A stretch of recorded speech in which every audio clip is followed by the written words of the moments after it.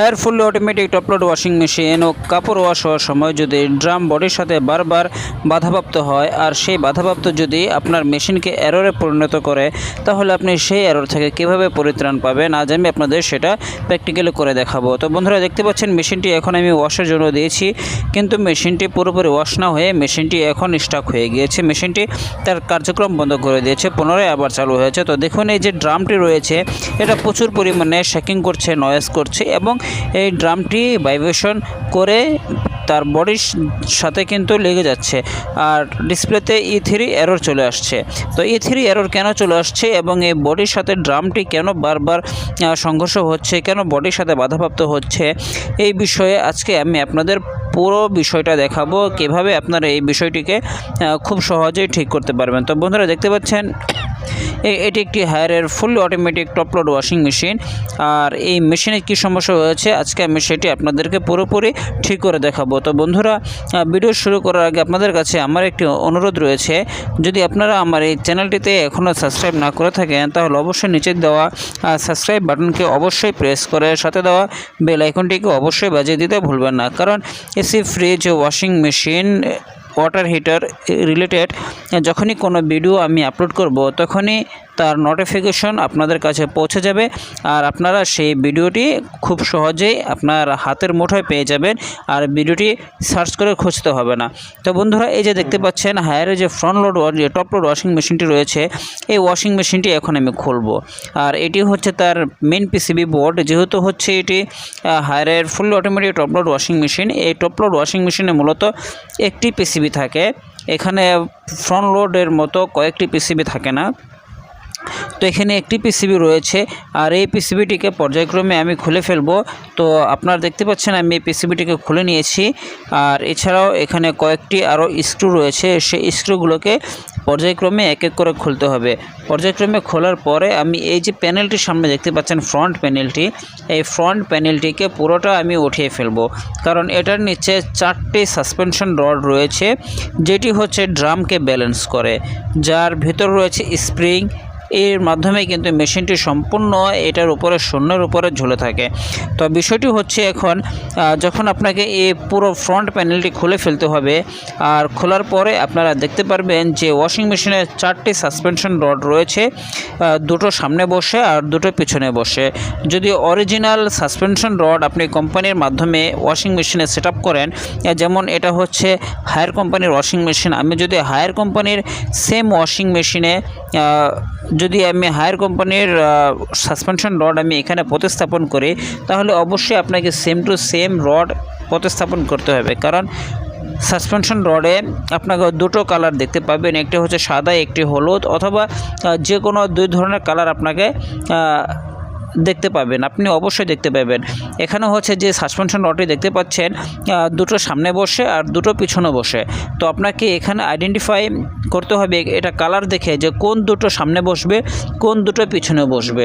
তো অবশ্যই এটা দেখতে পাচ্ছেন এই যে হলুদ, এখানে হলুদ টাইপের যে সাসপেনশন রড রয়েছে এখানে মেশিনে অরিজিনাল সেট আপ করা, সেটি হচ্ছে সামনের দিক, আর সাদা কালারের যে রডটি রয়েছে সেটি হচ্ছে পিছনে বসে। তো বন্ধুরা, দেখতে পাচ্ছেন আমার কাছে 4টি নতুন সাসপেনশন রড রয়েছে, এটি আমি এখন এখানে প্রতিস্থাপন করব। তো এই যে সাসপেনশন রডটি আপনারা দেখতে পাচ্ছেন, এই সাসপেনশন রডে কিন্তু কোনো ধরনের আগে পিছিয়ে কোনো কিছু করতে হবে না। আপনাকে এখানে খুব সহজেই আপনি যে কোনো রড যে কোথাও আপনি এখানে প্রতিস্থাপন করতে পারবেন, স্থানান্তর করতে পারবেন, এতে করে কোনো অসুবিধা হবে না।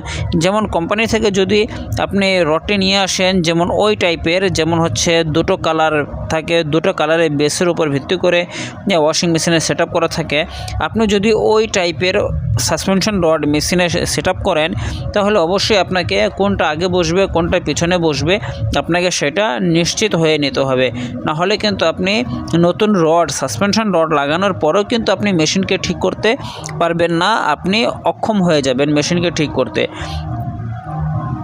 তো বন্ধুরা, এই যে দেখতে পাচ্ছেন এই 4টি সাসপেনশন রড আমি আপনাদের সামনে এখন লাগাবো। আর পুরাতন মেশিনে যে সাসপেনশন রডটি রয়েছে সেটিকে আমি বার করে ফেলবো। তো বার করে আমি মেশিনটিকে আপনাদের পুরো চালাবো, পুরো প্রক্রিয়াটি দেখাবো যে কিভাবে মেশিনটি ওয়াশ করছে, কিভাবে রিন্স হচ্ছে, কিভাবে স্পিন করছে। আরেকটি মূলত সমস্যা হচ্ছে এই ওয়াশিং মেশিনে যখন আপনি ওয়াশ করতে যাবেন তখন পানি ঠিকই নেবে, ওয়াশিং মেশিন ঠিকই নিচ্ছে, এরপর হচ্ছে কাপড় ওয়াশ করছে, কাপড় রিন্স হচ্ছে। যখনই রিন্সের সময় আসছে কখনো কখনো রিন্স ভালোভাবেই সম্পন্ন হয়ে যাচ্ছে, আবার কখনো দেখা যাচ্ছে স্পিনের সময় যে কিন্তু ড্রাম বডির সাথে বাধাপ্রাপ্ত হচ্ছে, সংঘর্ষ হচ্ছে, যার ফলে দেখা যাচ্ছে যে E3 অ্যারোটি ডিসপ্লেতে চলে আসতেছে। তো এই বিষয়টি অনাকাঙ্ক্ষিত বিষয়, এই বিষয়টি যাতে আর না ঘটে সেই কারণে কিন্তু এই সাসপেনশন রডটি পরিবর্তন করা। আর এই মেশিনে যখনই এ ধরনের সমস্যা চলে আসবে তখন আপনাকে আগে দেখতে হবে জায়গাটি সমতল কিনা। আপনি ওয়াশিং মেশিনটি যেখানে প্রতিস্থাপন করেছেন বা যেখানে প্রতিস্থাপন পূর্বে থেকে করা আছে ওই মেশিনটি দেখতে হবে যে সমতল পজিশনে সেট করা রয়েছে কিনা। যদি সমতল পজিশনে সেট না করা থাকে আপনার এই মেশিনের সাসপেনশন রড 2-1 দিন পর নষ্ট হয়ে যাবে এবং 1-2 মাস সার্ভিস দেওয়ার পরে কিন্তু নষ্ট হয়ে যাবে, আপনাকে নতুন সাসপেনশন রড কিনতে হবে। তো বন্ধুরা, এই যে দেখতে পাচ্ছেন আমি এখানে পুরাতন সাসপেনশন রডটি খুলে ফেলে নতুন সাসপেনশন রড সেট করছি। আর এই নতুন সাসপেনশন রড কীভাবে সেট করতে হয় আপনারা খুব সহজেই দেখতে পাচ্ছেন। যদি আপনাদের কাছে সাসপেনশন রড পরিবর্তন করা অনেকটা কষ্টসাধ্য মনে হয়ে থাকে তাহলে আপনারা এই ভিডিওটি দেখতে পারেন এবং আপনাদের বন্ধু বান্ধব যারা এসি ফ্রিজ ওয়াশিং মেশিনের কাজ করেন তাদের কাছে আপনারা এই ভিডিওটি শেয়ার করে দিতে পারেন। যারা এই সেক্টরে নতুন কাজ করতে আসছেন, কাজ শিখছেন, তাদের জন্য এই ভিডিওটি খুবই উপকার হবে, তাদের জন্য উপকৃত হবে তারা। তো সাসপেনশন রডটি কীভাবে পরিবর্তন করতে হয় আপনার এই ভিডিওটি যদি ওনাদের কাছে শেয়ার করেন আপনার সাথে সাথে আরেকজন উপকৃত হতে পারবে। তো বন্ধুরা, এই যে দেখতে পাচ্ছেন যে ওয়াশিং মেশিনটি এখানে E3 এরর চলে আসছে। E3 এরর আসার অনেকগুলো কারণ রয়েছে। এর মধ্যে হচ্ছে আপনার ড্রামের ভেতরে যদি কাপড় ব্যালেন্স না হয়, আনব্যালেন্স হয়ে যায়, সেক্ষেত্রে আসতে পারে। জায়গা যদি অসমতল থাকে সে কারণে আসতে পারে। সেফটি সুইচ যদি খারাপ হয়ে থাকে, ব্যালেন্স সুইচ যদি খারাপ হয়ে থাকে সেক্ষেত্রেও আসতে পারে, ইত্যাদি কারণে আসতে পারে। তো বন্ধুরা, এই যে আমি যে এখন সেটআপটি করছি সাসপেনশন রড, মূলত এখানে অন্য কোনো সমস্যা নেই, না এখানে সেফটি সুইচের সমস্যা রয়েছে, না এখানে অন্য কোনো সমস্যা রয়েছে। শুধু এখানে দুটো সমস্যা রয়েছে, একটি হচ্ছে সাসপেনশন রডের সমস্যা আর একটি হচ্ছে জায়গাটা অসমতল হওয়ার কারণে এই জিনিসটা বারবার কিন্তু আপনাদের চেক করে নিতে হবে যে ওয়াশিং মেশিন 4টি মাত্র রডের উপর কিন্তু প্রতিস্থাপন করা হয়ে থাকে। যে পুরাতন রডটি আমি কিন্তু মেশিন থেকে খুলে ফেলেছি, নতুন রড সেট করেছি। এখন এই যে ডিসপ্লেটি দেখতে পাচ্ছেন, আমি ডিসপ্লেটি এক এক করে স্ক্রু লাগাবো, এরপরে মেশিনটিকে আমি চালাবো। তো বন্ধুরা, আপনাদের কাছে আমার একটি অনুরোধ, যখনই আপনি ফ্রন্ট লোড অথবা টপ লোড ওয়াশিং মেশিন আপনার রুমের জন্য, আপনার পরিবারের জন্য মেশিনটি কিনবেন, তার আগে আপনার অবশ্যই ওয়াশিং মেশিনের জন্য একটি সুইটেবল প্লেস আপনারা বাছাই করে নেবেন। না হলে কিন্তু আপনাকে সেই মেশিন অনেক কষ্ট দেবে।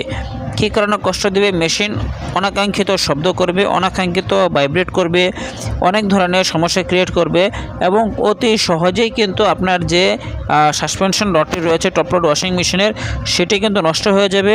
আর যদি ফ্রন্ট লোড ওয়াশিং মেশিন হয়ে থাকে তাহলে শক অ্যাবজর্বার রডটি কিন্তু অনায়াসেই নষ্ট হয়ে যাবে।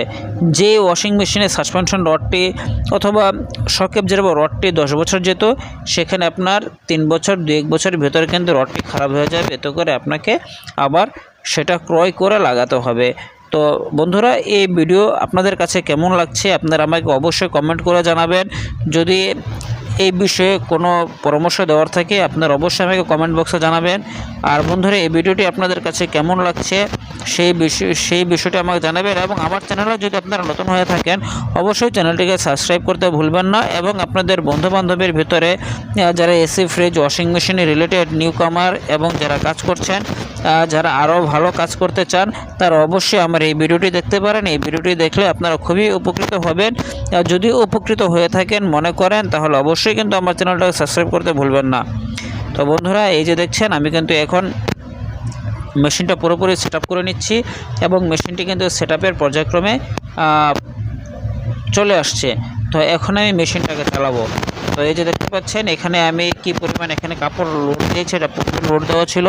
এখন আমি এখানে নতুন করে আরও কিছু কাপড় এখানে লোড দেব। লোড দিয়ে আমি মেশিনটাকে চালাবো।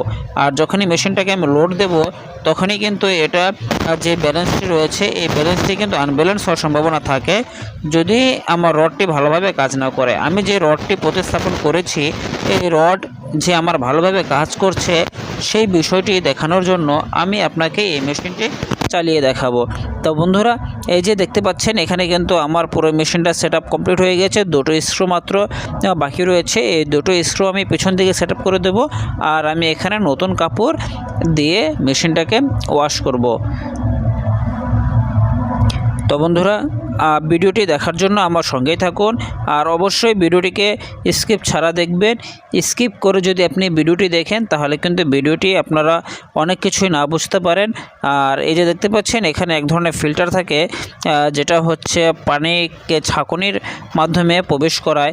তো এই ফিল্টার যদি কোনো কারণে ব্লক হয়ে যায়, ময়লা হয়ে যায় আয়রনে, সেক্ষেত্রে কিন্তু হচ্ছে আপনাদের মেশিনে ওয়াশিং মেশিনে পর্যাপ্ত পরিমাণে পানি আসবে না। আর পর্যাপ্ত পরিমাণে যদি পানি না আসতে পারে সেক্ষেত্রে কিন্তু আপনার অনেক সময় নেবে। যেমন হচ্ছে কুইক হচ্ছে 15 মিনিট। যদি আপনি 15 মিনিটের এখানে সময় দিয়ে থাকেন তাহলে দেখা যাবে যে 15 মিনিট অতিক্রম হয়ে 30 মিনিট, তারপরে হচ্ছে 40-45 মিনিট কিন্তু আপনার এখানে সময় নিয়ে নেবে। কারণ হচ্ছে এখানে পানি যতটুকু সময়ে আসার কথা, যত দ্রুত আসার কথা তত দ্রুত পানিটি আসতে পারবে না। না আসার ফলে দেখা যাবে এখানে অতিরিক্ত সময় নিয়ে ফেলবে আর অতিরিক্ত সময় মেশিনটা কাজ করবে। তো বন্ধুরা, এই যে ফিল্টারটি রয়েছে এই ফিল্টারটিকে অবশ্যই আপনারা ক্লিন করে নেবেন। ক্লিন করার পরে মেশিনটিকে চালাবেন। তো এখন আমি মেশিনটিকে চালিয়ে রেখেছি কারণ এই যে ফিল্টারটি পরিষ্কার করে অলরেডি লাগানো হয়ে গিয়েছে। এখন আপনারা দেখতে পাচ্ছেন ড্রামের পানি অনবরত আসা শুরু করেছে এবং একটা সময় কিন্তু এই ড্রামটা চলা শুরু করবে। তো বন্ধুরা, এই যে দেখতে পাচ্ছেন এখন কিন্তু ড্রামে প্রচুর পরিমাণে পানি এখানে এসে জমা হচ্ছে এবং মেশিনটি তার কাঙ্ক্ষিত লেভেলের পানি চলে আসলেই কিন্তু মেশিনটা স্টার্ট হয়ে যাবে। তো বন্ধুরা, এখন আমি আপনাদের সরাসরি স্পিনে নিয়ে যাব। তো এই যে দেখতে পাচ্ছেন ওয়াশের প্রক্রিয়া চলছে। এখানে হচ্ছে 15 মিনিট টাইম দেখাচ্ছে এবং কুইকে আমি মেশিনটাকে দিয়ে রেখেছি। তো মেশিনটা যে এখন আমার সম্পূর্ণ কাজ করছে, পূর্বে যে আপনারা দেখেছিলেন মেশিনটা যখনই স্পিনে যাচ্ছে অথবা রিন্সে যখন এটা মুভিং করছে তখনই কিন্তু মেশিনটি হচ্ছে যে E3 দেওয়া শুরু করে দিচ্ছে। এই যে দেখতে পাচ্ছেন মেশিনটি কিন্তু এখন ওয়াশ করছে। এই যে মেশিনের যে এখন পালসেটর রয়েছে পালসেটরটি কিন্তু লেফট রাইট হচ্ছে, আগে পিছিয়ে ডানে বামে কিন্তু অটোমেটিক্যালি এখানে কাপড়টাকে ওয়াশ করছে এবং মেশিনটি ভালো কাজ করছে এবং এখন কোনো ধরনের E3 চলে আসেনি ডিসপ্লেতে। এবং এই ড্রামটি যেটা রয়েছে এই ড্রাম কিন্তু বডির সাথে কিন্তু সংঘর্ষ হচ্ছে না, বডির সাথে কিন্তু কোনো ধরনের বাধাপ্রাপ্ত হচ্ছে না। এখন দেখতে পাচ্ছেন মেশিনটি কিন্তু ভালোভাবে ওয়ার্ক করছে, ভালোভাবে কাজ করছে। তো বন্ধুরা, এখন আমি আপনাদের সরাসরি নিয়ে চলে যাব রিন্সে। এই যে দেখুন এখন 13 মিনিট হয়েছে, 2 মিনিট অতিক্রম হয়েছে। এখন সরাসরি এটা ওয়াশ হতে আপনাকে অনেক সময় ওয়েট করতে হবে। তো আমি ভিডিওটা কিছুটা স্কিপ করে আমি সরাসরি আপনাদের নিয়ে যাচ্ছি স্পিন প্রক্রিয়াতে। এখন দেখতে পাচ্ছেন স্পিন এখানে হচ্ছে রিন্স কমপ্লিট হয়ে গিয়েছে। এখন হচ্ছে স্পিনের সময়টা এখানে অবশিষ্ট রয়েছে। তো মেশিনটা দেখুন এখনই কিন্তু স্পিনে চলে যাবে আর তার কার্যক্রমটি এখানে শেষ করে দেবে। আর একটা জিনিস খেয়াল রাখবেন, যদি এখানে পূর্বে সমস্যা থাকে কিন্তু এখনও সমস্যাটি দেখা দেবে। তো এই যে দেখতে পাচ্ছেন মেশিনটি কিন্তু চলা শুরু করেছে, মেশিন চলছে 3 মিনিটে, কোনো ধরনের সমস্যা হচ্ছে না, কোনো ধরনের E3 এখানে আসছে না। মেশিন এখন ফুল RPM-এ ফুল লোডে চলছে। এর মানে যে সমস্যাটি ছিল সাসপেনশন রড এবং E3 সমস্যাটি সেটি চিরতরে সমস্যার সমাধান হয়ে গিয়েছে। তো বন্ধুরা, এই ভিডিওটি আপনাদের কাছে কেমন লেগেছে অবশ্যই আপনি আমাকে কমেন্ট করে জানাবেন। আর যদি ভিডিওটি ভালো লেগে থাকে অবশ্যই আপনাদের বন্ধুবান্ধবের মাঝে শেয়ার করে দিবেন। আর আমার চ্যানেলে নতুন এসে থাকলে অবশ্যই চ্যানেলটিকে সাবস্ক্রাইব করে যেতে ভুলবেন না। আজকের জন্য এটুকুই, ধন্যবাদ।